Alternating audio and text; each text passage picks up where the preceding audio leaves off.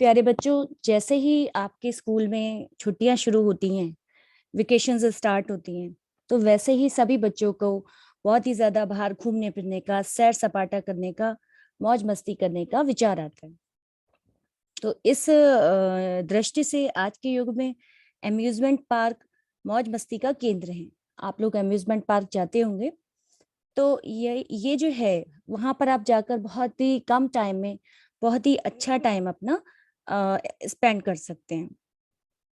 आज के इस लेसन का नाम है डायरी के कुछ पन्ने।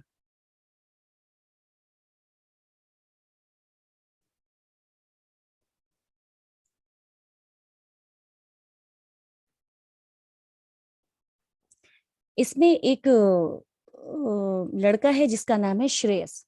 तो श्रेयस जो है, उसको डायरी लिखने का बहुत ज्यादा शौक है। एक बार जब वो गांव गया, तब उसके दादाजी ने उसे डायरी लिखने की प्रेरणा दी थी। प्रेरणा देना मीन्स इंस्पायर करना, किसी काम को करने के लिए प्रेरित करना, इंस्पायर करना। तो उन्होंने कहा था कि प्रतिदिन सोने से पहले डायरी लिखना बहुत अच्छी आदत है।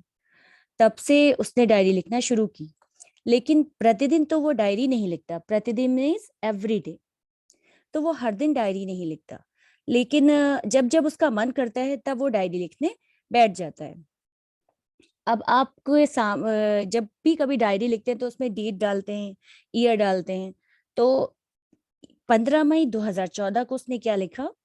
आज से गर्मी की छुट्टियां हो गई, यानी हमारी मौज मस्ती शुरू। ना स्कूल जाने की टेंशन, ना वीकली टेस्ट का झंझट, और ना ही स्कूल का अनुशासन।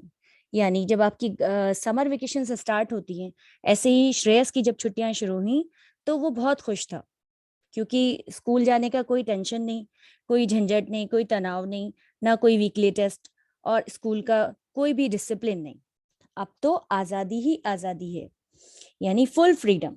जो दिल चाहे वो करने का, देर से उठने का, टीवी देखने की आजादी, अपने मनपसंद प्रोग्राम देखने की आजादी, और अपनी मर्जी से पूरा दिन बिताने की आजादी, यानी फुल फ्रीडम।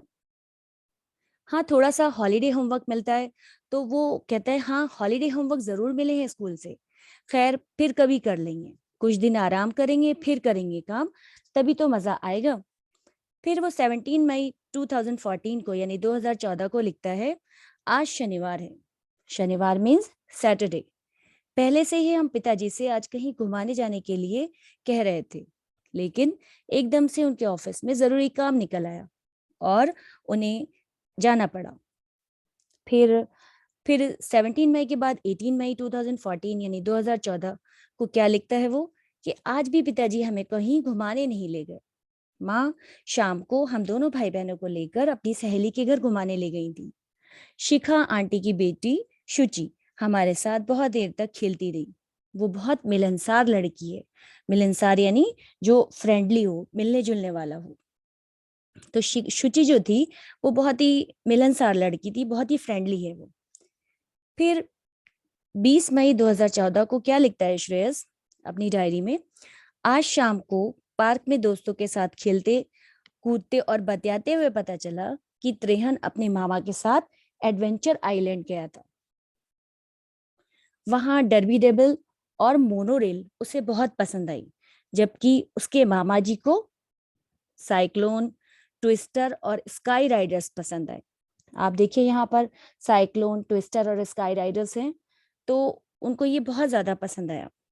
रेहन ने बताया कि एडवेंचर आइलैंड की दुनिया किसी फैंटेसी लैंड से कम नहीं है। जब भी आप लोग अम्यूजमेंट पार्क जाते होंगे तो आपको भी बहुत अच्छा लगता होगा।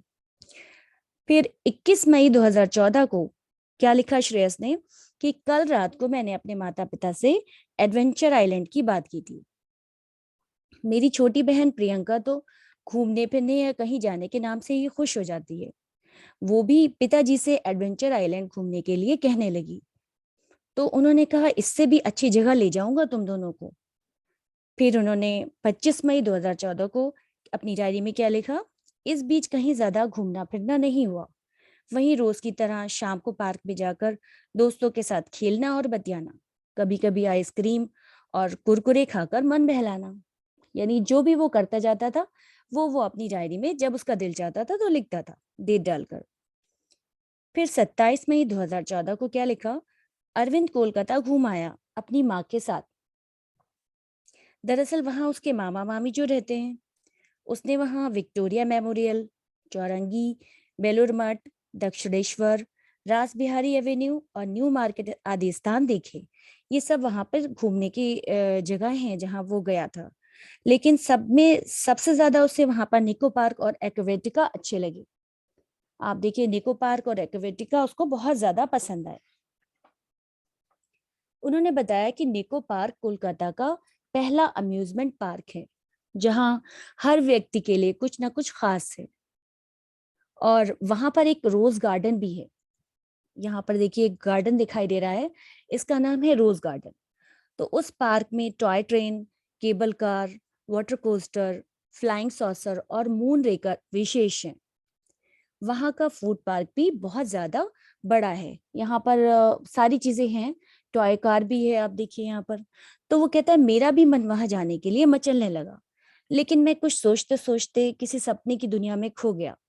तभी अरविंद ने मुझे झकझोरकर एक्वेटिका की बात बताई।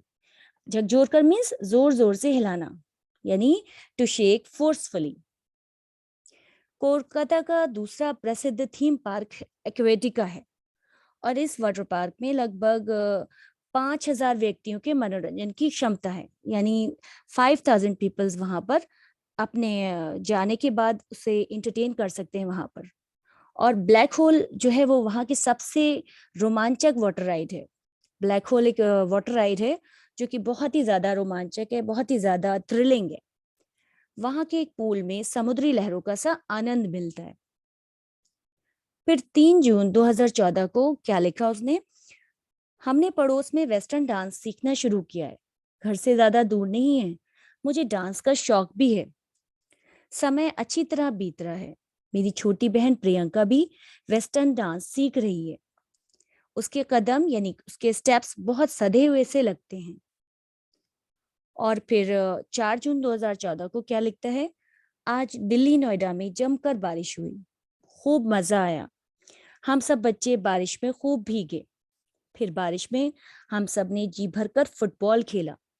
मौसम जो था वो बहुत ही ज्यादा सुहावना हो गया था। सुहावना मीन्स जो सुंदर लगे, बहुत ही प्लीजेंट मौसम हो गया था। लोग इसे प्री मॉनसून बता रहे थे। जो भी हो, कुछ समय के लिए गर्मी से सबको राहत मिल जाती है। जब बारिश हो जाती है गर्मियों में अगर, तो बहुत ज्यादा सबको आराम मिल जाता है, उससे राहत मिल जाती है।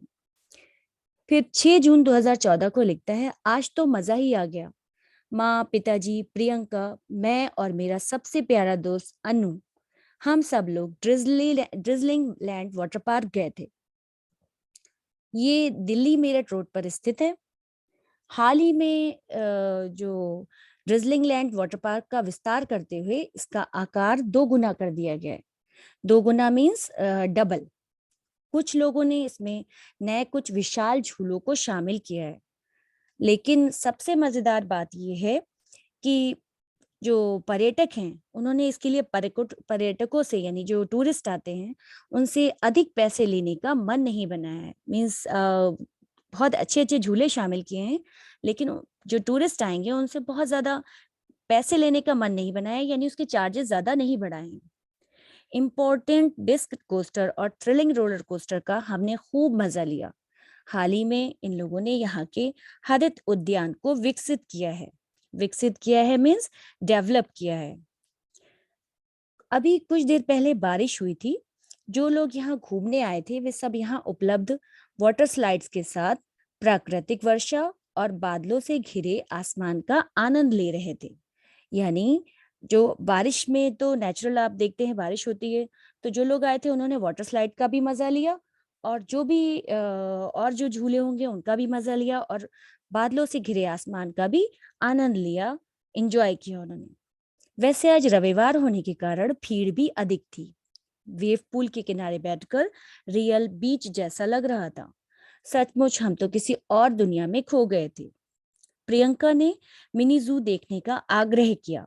आग्रह किया मीन्स इंसिस्ट किया कि हम लोग मिनी जू भी देखेंगे। तो पिताजी यानी जो उसके पापा थे, फादर थे, वो भी उनको वहां ले गए। तरह तरह के पक्षियों ने चहक कर मानो हमारा स्वागत किया।